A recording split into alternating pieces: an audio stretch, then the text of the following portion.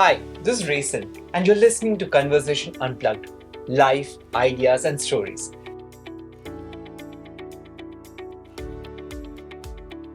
And today's topic is about AI and music, a fascinating intersection of technology and art. With me is Vishal Kevin, a true jack of all trades, but today we are diving deep into passion we both share, that is music.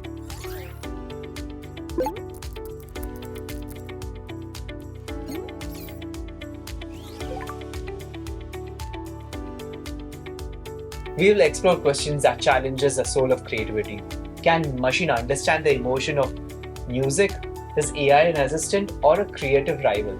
And if AI writes a song, is it who owns it? So before we start the whole conversation, I would request you to subscribe to my YouTube channel. You guys are watching my content but not subscribed. I don't know why. Vishal, you think people should subscribe? 100%, 200%. So please do that.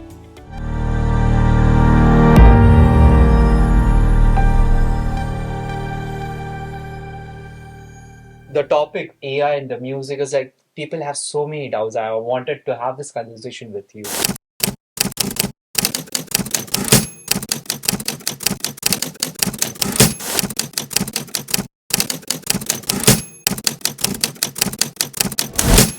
I'm not showcasing you as a pro person, but you have a knowledge about music. Am I right?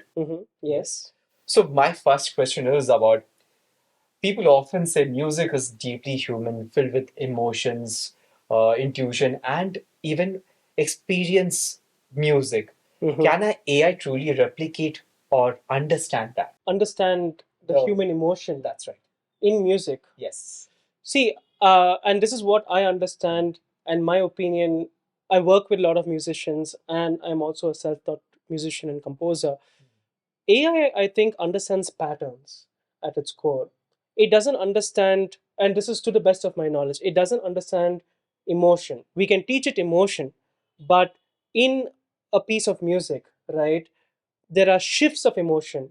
There is no, and this is what I believe, and different people will have different answers. But if you take any song that you like, it's not just one emotion, it's a multitude of emotions, and there are shifts into emotions. And I think that is something which AI can't understand. You can give it a piece and say, hey, AI, this is a happy piece, or this is a sad piece, or, the emotion here is this. But within one song or one piece, there are shifts of different emotions. It goes from happy to sad to happy. We don't know. And everybody experiences it differently. And I think that is something which AI can't understand, right? At least at this point in time, we don't know what's going to happen 50 years from now, but at least at this point of time, it can't understand the multitude of emotions and the complexity of how those emotions work in a piece of music or in a song. You love to write, Mm-hmm. write Yes. content also, but Yes. there are now so many AI platforms which help creators, content creators, or Yep. people are saying, hey, now there's no requirement of content creators. So do you think that is valid? I'm going to answer your question with another question. Uh-huh. Okay, AI can write content, Uh-huh. but can it create a novel? It can.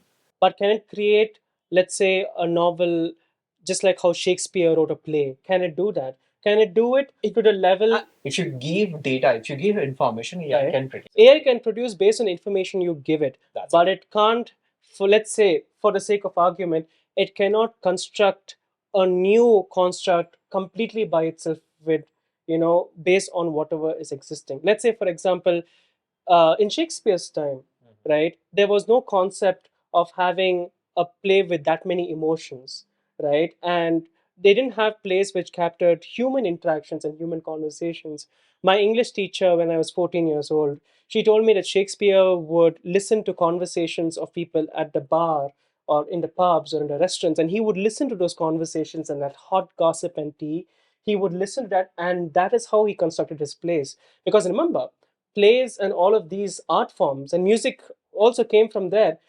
They were all built in the beginning to serve a different class in society, right? Music was not created generally for us normal people to consume. It was not for the peasants, right? Music and plays and theater and dramas were mostly in medieval Europe, they were reserved for the aristocratic, for their enjoyment and for their good pleasure, right? And even in the case of India, we all know that the dancers and all of those people would dance in the court for an audience which was of courtesans and ministers and the royalty and monarchy, right? In fact, our artists and our playwrights and all of them, they fought hard to bring art into mainstream, and which is why we enjoy and we have Spotify and Apple Music on our phones today. It's because they fought for it, and they wanted to show the common man, without the pageantry, without the monarchy, without the frills, the human as the human, right? I know we kind of moved a tangent away from what we were speaking about, but to answer your question, AI is not. I firmly do not believe that AI has the complete independence to come up with a new art form, which completely contradicts the narrative of the present. Right. That is what Shakespeare did. That is exactly what people like Enid Blyton did when she decided to write stories for children, right, and to simplify the daily things. That is what someone like Mozart did. Mozart was someone, Wolfgang Amadeus Mozart. He was born in the 1750s. And what that individual did, he was not enamored by playing for the Pope and for the priests and for the monarchy. He wanted to play for the common man. His heart was beating for the common man. His shows and his concerts were sold out in Vienna, and Salzburg was where the Pope was sitting, but he went to where the common man was sitting, and he played for them. He wrote for them, and he connected with his audience. Right? I don't see AI thinking like that. Right? I don't see AI thinking with emotions. I see AI as just a follower of a bunch of orders that we give it as human beings. Where do you draw a line between the inspiration from AI and outsourcing creativity from a machine? I think it completely depends on the human being, on the person, right? If you want AI to do your work as a composer, if you, let's say tomorrow you're coming up with a short film, right? You need some background music, right? You go to AI and say, hey, spit some bars, right? If you are okay with doing that, no problem, right? You will not get something which is original, right? To a level, you will get standard wallpaper, you will get window dressing, you will just get whatever is like a generic music is what you're going to get, generic background score. You will not get something which is tuned and customized and personalized and tailored fit for your short film. So the line is there. If you choose inspiration from AI, or you choose to outsource your work to a machine or to a machine learning model, that's your choice as a human being. But if you want the music to convey something, if you want the music to be breathing and alive as a person, because that is how I think of music. Music is not just some vibrations or sound waves. It is a medium which is alive, right? If you want something powerful that moves people, right, then you should then you should really give composing music and getting a composer who can bring those emotions to life. Let's say, for example, you take any of your famous films, right? You take Interstellar, right? You take some of the Tamil films that Raja has scored, right? These melodies, these songs are the bedrock for so many people. It brings about nostalgia, right? I don't see AI giving you a score which will have such a profound emotional effect, because the composer is going to sit and work with you and see what effect you want to bring, and he will deliver something which brings that effect in, right? So you have the choice. Do you want standard window dressing material? Then go to AI. You want something to fill the silences? Go to AI. But if you want something which creates a greater effect, which connects with people, you go to music. And I'm going to end that question with one quote. And this is by nobody else, but this is by Beethoven, who said that music should strike fire in the heart of man, and should bring tears to the eyes of a woman. So can AI music do that? I highly doubt. I highly doubt. But music by a human being who feels a tug somewhere inside, and when he hears something, he's like, this is it, right? That has a far greater chance of producing an emotional effect as compared to AI, because the AI doesn't care about who's listening. The composer does. The quote was awesome. Okay. Not mine. It's Yeah. Harry Beethoven, so it's him. Like you gave me an example of video. Correct? Mhm. So if my client says, "Hey, this is your budget, a shoestring budget," and they say, "Hey, generate content from AI, produce it." Right. But my end user, they are happy with it. They don't know the difference between what you create Mhm. and what you generate Generate from from the the AI. AI. So the thin line is fading away. Yeah. So do you think that's happening with the music too? It definitely is happening. I mean, it again boils down to the human condition and human beings, right? We know kids who are using chat gpt and all generative AI models to submit their research papers, right? But it all depends on the one student who's like, no, I love the subject and I want to do independent research because that is my ethics, my moral ethics, or that's my curiosity or my interest, right? So it's the same thing with music, right? If you give, we have so many composers or so many musicians today, we have tons, right? And each one is going to have their own opinion. People might just be doing it for commercial. They may want an easy way out, so they just simply go and outsource it to an AI, or outsource it to maybe even a musician who'll work for free, right? God knows, right? Just for experience, as they say. But the thing is, and let me tell you, this deadline, shoestring budget, all of this stuff we were saying, that was always there. So take the example of Mozart. Mozart was not the godlike figure we know of him today, right? He was just another composer, okay, out of the thousands of composers that Europe was producing at that time. Everybody was virtually a composer. And if you wanted to make money as a musician, you had clients. They basically come and be like, hey, I want you to compose a requiem for me. I want you to come and compose a concerto for me. I heard you're a pretty good composer, so make a concerto for my wife as a present to make amends to her or whatever, right? So they would have a shoestring budget, right? They would have limited time. He'd be like, chop chop, I want it in 1 week, right?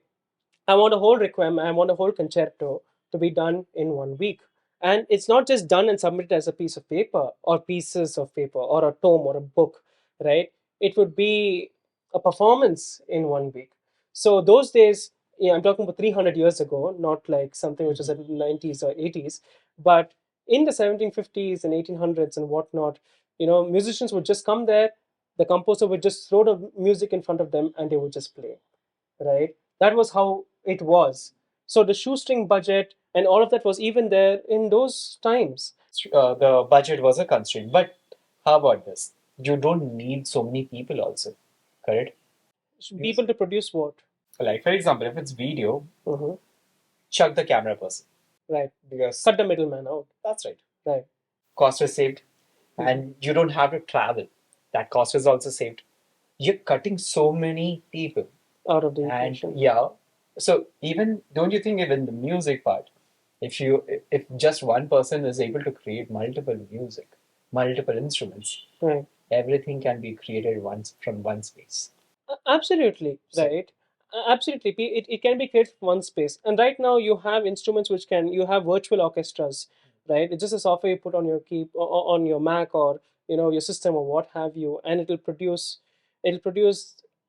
like like almost acoustic grade sounds. It'll feel like you're actually hearing a proper Steinway B100 or whatever playing, right? But the problem is that it depends on, again, what kind of effect do you want. You can settle for a virtual orchestra. It's easier, it's going to cost less, and these kind of shortcuts have helped multiple people to compose tracks that they've always wanted to, but they lack the machinery and the money to do it, right? So in a way, it's good for musicians. Let's say, for example, so tomorrow. you're saying AI is replacing. I'm saying virtual orchestras are Okay. fine. Okay. You still need a human behind that to kind of select which instrument you want, right? But AI coming up with a score, that's up to you as a human being. Is that, or you as a musician? Are you okay? And yeah, I'm betting you 10,000 rupees, Raisin. You can quote me on this. It's a bet of 10,000 rupees. You go to any self-respecting musician and you say, "Hey, I want you to create something." You have a choice, okay? AI or you do the score. I am fine with either. If the person is a self-respecting musician who loves music, he'll say, I'm not going to allow AI to do it. I want to have control of every single part. It's a bet. Okay? It's a bet. If you come to me and you're like, Vishal, I want you to create, a small piece for me, I'll say, sure. I will try my level best to do it, and I will not try to get AI to consult. But again, people change. Humans are different. Some musicians will say, "Okay, I will do it by myself," but he'll be using AI in the background. If he wants to do it, fine. That's some. It's a very subjective question, and if and I'm sure there will be people who go for the AI option, but For most example, musicians won't. there is Autotune. Mm-hmm. That is also embedded with AI. It is, It is yes, processing in the backend, and right, and it's correcting the pitches as it yes. goes. Yes. So end of the day, there are a lot of influencers, so-called influencers. I'm not labeling all the influencers. There are a lot of people who are using Autotune to Right. correct their voice. And if they want to, they can go ahead. They are using it, and public, the audience, they are loving it also. Yeah. So don't you think there is a line that everyone is crossing just to get everything is perfect? There's a line definitely, but you know, I think you'd be familiar regarding this autotune particular case. When the fans, right, when they go live to these concerts and when they want to hear the musician, they hear the actual voice, or and in most of these concerts the musicians are lip syncing, Yeah. right? When there's a fault with the lip syncing and the person, that stuff goes viral and they're like, oh my god, this person sounds horrible without autotune. Or I paid so many, like thousands of rupees or $1,000 to go to a concert and this musician is lip syncing. Did I pay so many thousands of dollars for that? So the thing is, these things are happening and audiences don't like it when it happens. They usually have a negative reaction. They're like, wow, I didn't know that this person sounds this way.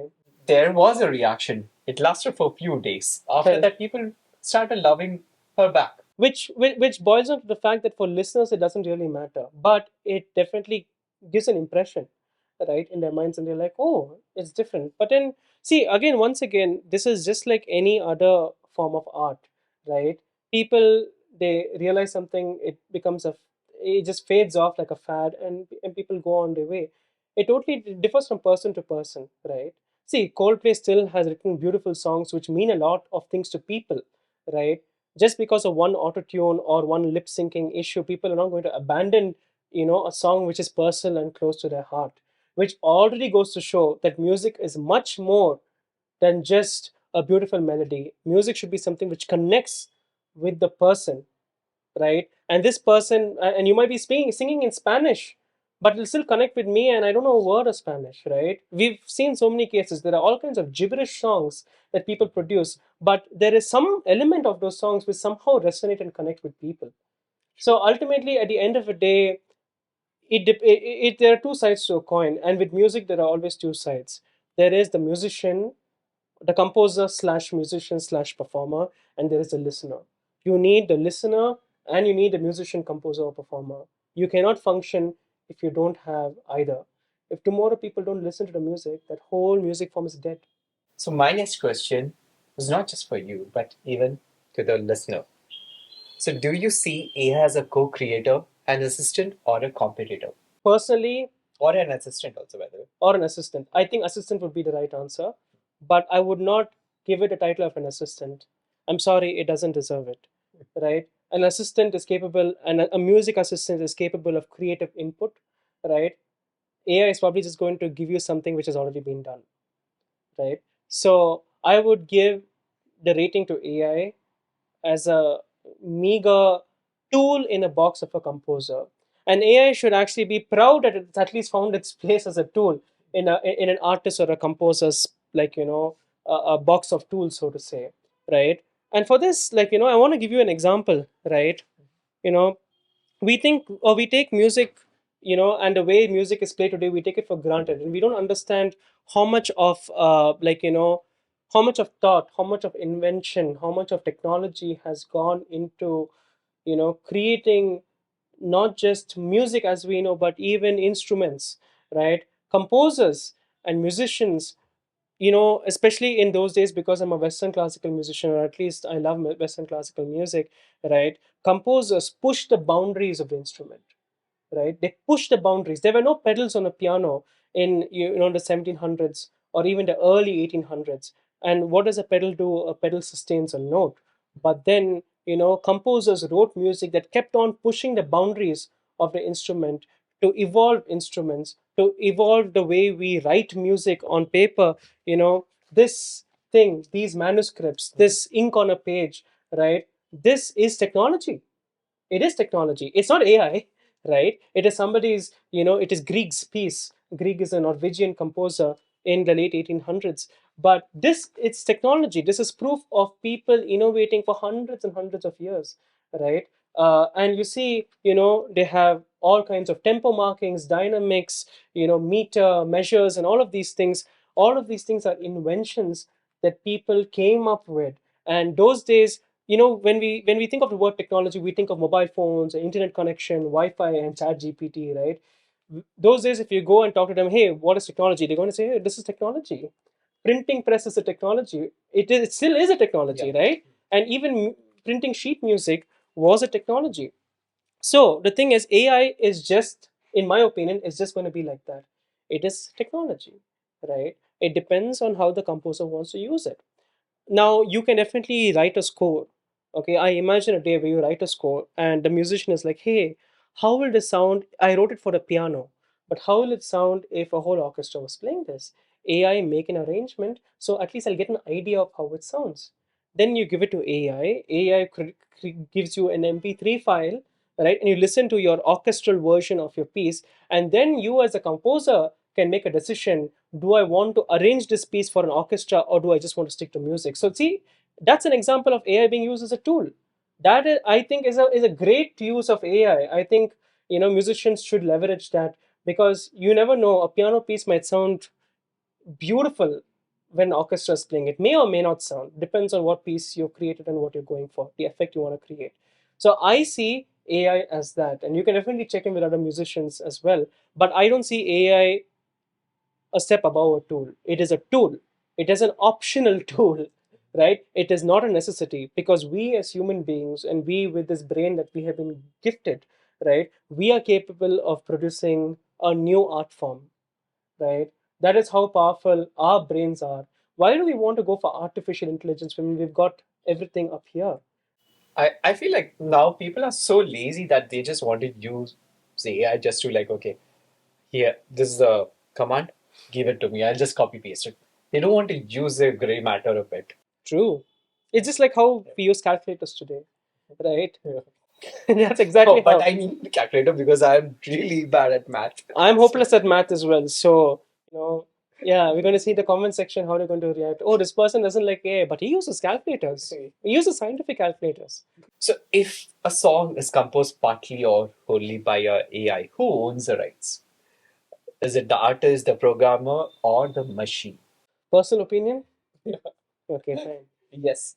See, and the thing is, I am not well versed on the copyright laws or legal laws or what is to come, because all of these are still in flight. Yes. A lot of these things are yet to be ironed out by a lot of people who have deep pockets, right? Who are going to swing the world however they want and create the law in a way that benefits some people and does not benefit the majority. So, barring all of that aside, right? First thing is, I think when you create something using AI, you have to say created using AI.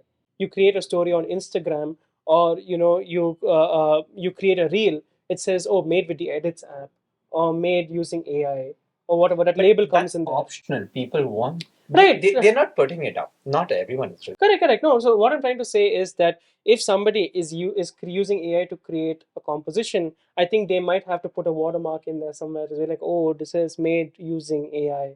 Who owns it? Is it like nobody owns it, or but you'll still get a copyright strike? You say you will still? Okay, fine. I did not know that. AI is learning from somewhere, Yeah, of course. correct? Yeah. So it's creating a piece. But it's not going to create something which is note by note. You can change one note and then you can somehow evade the copyright strike. Right? It's not using original material. It's using some twisted goop of stuff. Right? Let's say, for example, I even came across this reel, and maybe we should put it up if we have the audio. Right? It was a whole, it was a movement of an opera, right? With a whole voice and a whole orchestra backing it. It was written in the Italian style of the 1700s, like the classical kind of, during the classical Baroque and classical periods, right? It sounded like any other opera which any other composer would have written, right? And then I opened a description and saw, oh, this is made using AI, right? My experience when I heard it was, I was like, I was not moved by it particularly. I might be a little biased, or it might be hindsight, but the thing is, AI is capable of imitating styles. It can imitate styles. You're like, oh, I want to create a romantic composition, right? It can probably imitate the style, but it can't give you exact note for note as per another composer. It can twist it and make it somewhere agreeable to something, but that's about it. Personally, coming back to your question, right? Personally, I think again, an AI is a tool in a toolbox. It should not be used as a co-creator, and it depends on a person to person. It depends how AI evolves as well. Maybe you just give it a theme and say, like, a theme is basically a melody. You give it a melodic idea that you create, and then say, hey AI, improvise, right? It can improvise based on that melody that you have given in the chord progressions, right? But will that improvisation, will it be interesting? We don't know, right? Improvisations can be super interesting, and at this point, like, I hope you'll be able to play uh, uh, an improvisation of a theme and how the variation is. You can probably put it up.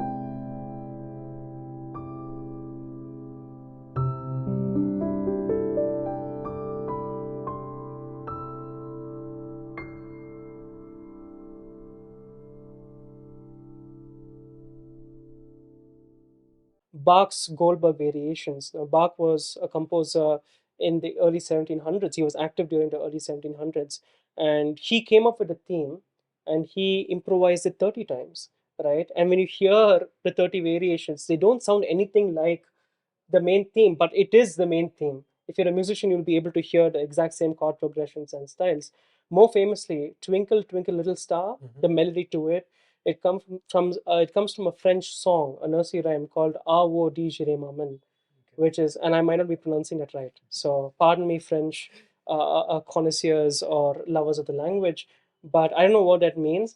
But Mozart popularized that tune, and he created 12 variations of it, okay, which is considered to be one of the hardest pieces in piano repertoire even today, right? When you hear those variations, right, like, my hair is standing because he took such a simple tune, twisted it upside down, did something impossible, and even pushed the boundaries of the instrument, right? To a point where I'm sure if the instrument had a mouth, if the piano had a mouth, be like, listen, Mozart, I can't take any more, right? Because he really took that theme and he made it something else. Will AI be able to take it on creative flight? And the thing was, all these variations oscillate between themes of happiness and sadness. You can make Twinkle Twinkle Star sound very, very sad, also, right? And you can make Twinkle Twinkle Star sound very happy and very fast. And you can make Twinkle Twinkle Little Star sound like as though an orchestra is playing it, right? See the creative energies and the juices which was flowing in his brain when he heard that simple nursery rhyme and he turned it into a beast of something else with a complete storyline, right? I don't know if AI will ever get to the point where it will have the independence of creative thought, right? So, in other words, what it's a long way of answering your question, but no, AI can't be a co-creator which can take it on that creative flight. It can fill in the blanks for you, but it cannot take your idea and turn it into something which you would have never dreamt of. That is what I believe a co-creator should be able to. When I compose, right? And I'm like, I'm in an initial path in my composing journey. When I show it to my teachers and to my music friends, they're able to see the potential in the piece, and they're like, hey, you know what, you can turn this into something beautiful. What if you change these notes here and these notes there? It'll create a very different effect of what you are intending. I don't see AI coming, sitting next to me, and seeing the future potential of this piece, and saying, you know what, you should write this for an orchestra or for a symphony, right? That is what a co-creator means, and AI, I believe, is nowhere close to that. And personally, I would never trust any kind of creative input from AI. I would rely on my mind, but most importantly, I would rely upon what I feel in my heart and what I'm going for, right? At the end of the day, and we will come back to this, but music is all about self expression. It is all about expressing yourself, right? It is expressing your idea. It's about creating your world. Every composer created their world, and everybody is different, right? And the beauty of the uniqueness should not be lost. AI is trying to make everything sound similar, but now more than ever, we all need to have our creative stamp, and we all have to be different, because in that difference, there is a world of beauty which we've never seen. Will you ever collaborate with a AI creator, or will you use a AI tool to create, compose your music? If I had a crystal ball to look into the future, and now we don't know what AI is going to come up with, it can come up with some very tempting things which can make me stray away from the path. But today, I mean, as of today, and as of my understanding and my feelings, I will not use it as a co creator, right? I might only use it in the capacity which I already spoke about previously, which is, you know, here is my composition. How will it sound if an orchestra played it, right? So I will use it as a tool, and I will use it very judiciously. I will not use it to give me creative inputs, which is like, oh, fill in the blanks for me. I don't know how to improvise this theme, right? Or I have come up with a melody, but I do not know how to write the harmonies here. Write the harmonies for me, right? I will not use it. Personally, I will not use it that way, right? Maybe some people might choose to, and there is again nothing wrong, right? But I just don't think I would use it. And maybe controversially, I'll say any self-respecting musician, okay, would not, I have hope, any self-respecting musician would not use it to fill in the blanks, because there is great joy in writing music, right? And there's a great joy in playing music. That is why write, right? Again, coming back to the question, why write music? That is more important, right? If you're writing music, you know, if you're writing music just for the money, then you have your path cut out for you, and you will do what you need to do. But if you are a self respecting musician, and I use that word, take it how you will, but if you're a self respecting musician and you love the craft, right, I don't think you will use it as a co creator or as a collaborator to fill in the blanks for you. Now, I want to ask you, Raisin. You're a video creator, you're a content creator, right? Would you prefer, instead of me, Vishal, sitting here, would you prefer an AI bot sitting here and a robot answering your questions? Never ever. Why? Because it looks so artificial. Who wants to talk to a AI generated image? And that is exactly my point. That's exactly my point. And I think a lot of listeners, if tomorrow, if there are no composers or there are no musicians behind it, right, I think they will slowly not resonate with the music, right? Taylor Swift, okay, this composer, this musician means something to people. People cry at her concerts, okay? Her lyrics, her struggle with her, I don't know how many boyfriends, I live under a rock in a cave, okay? But her romantic, life and her personal life feeds into her music, and girls around the world, not just girls, even guys around the world resonate with her story, right? And people want something which connects them, right? They want, and just like how you would not want a bot sitting here instead of me, because you want to hear my experiences, and we've been friends for how many years now? 7 8 years, right? Feels like more than that, but The thing is, this is what we crave. This is human, Yeah. right? And I have hope in listeners, and I have hope in self-respecting musicians, right? I have hope that we write. So, and when we see or when we hear somebody, when we see somebody hearing our pieces, that we know we wrote.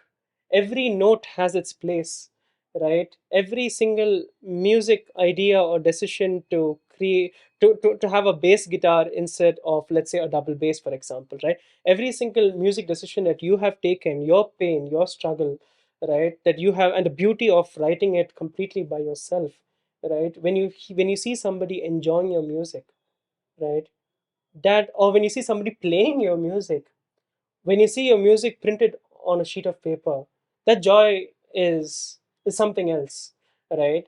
But if I'm a musician and I've used AI, and when I see, it's like using AI to cheat on a test, right?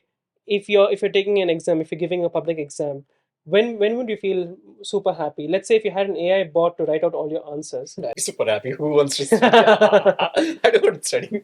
Right, okay, fine. Maybe that's a wrong example, right? Let's say, for example, you cook something in the kitchen for somebody you love, and then. No, I love cooking, so I prefer doing it by myself. I don't want any AI or any gadget.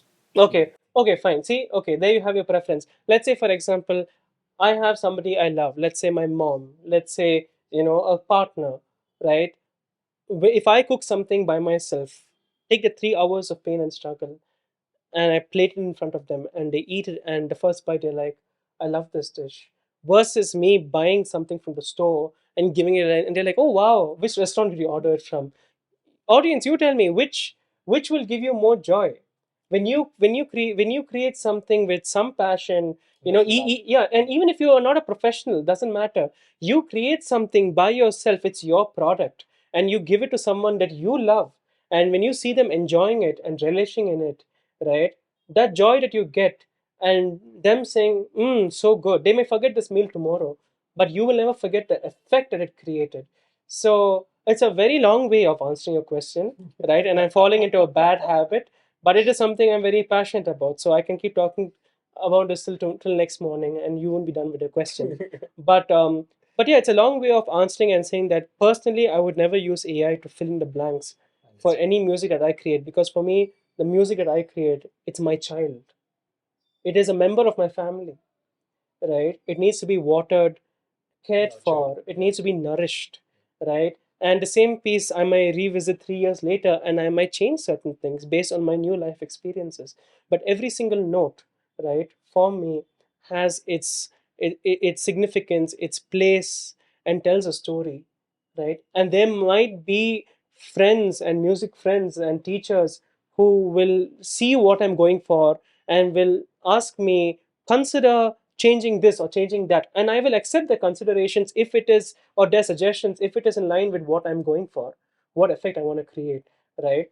And I think it was the same condition and the same thought process for composers many hundreds of years ago, and even for composers today, right? The feeling of creating something by yourself and seeing the world listen to it and change because of it is truly life changing, right? People say you can't change the world. I think with art and music, you definitely can. You definitely can. That was like a deep dive conversation with about melodies and mysteries about AI in music. A big thank you, Vishal. Of course. Thank you for having me. If you enjoyed this episode, please don't forget to like, comment, and subscribe to my YouTube channel. That is Raisin George. And don't forget to hit that bell icon so that you never miss out any conversation or deep dive conversation. And if this episode struck a chord with you, share it with fellow music or tech lover also. Until next time, stay curious, create something crazy, and leave a comment also what you created. Thank you. Thank you. And I like your use of struck a chord. Very, very music like.